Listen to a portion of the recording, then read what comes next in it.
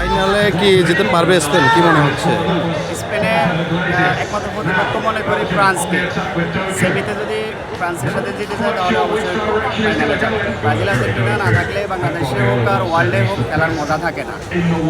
Brazil আর আর্জেন্টিনাতে হচ্ছে বাদ বিবাদ, বাদ এবং বিবাদ না থাকলে খেলার উত্তেজনা, আনন্দ, সুন্দর এগুলো চলে যায়। তো ব্রাজিলকে অবশ্যই মিস করি। এই যে আর্জেন্টিনা মিশর যে খেলাটা হলো, এখানে একটা বিশাল একটা ঝামেলা চলতেছে, এটা নিয়ে মানে পক্ষপাতিত্ব একটা বিষয় চলছে, এটা নিয়ে আপনাদের কি চিন্তা? এটা ওয়ার্ল্ডময় বিতর্ক চলতেছে এবং আমেরিকা সম্ভবত এফবিআইকে এটা তদন্ত করার জন্য অনুমতি দিচ্ছে।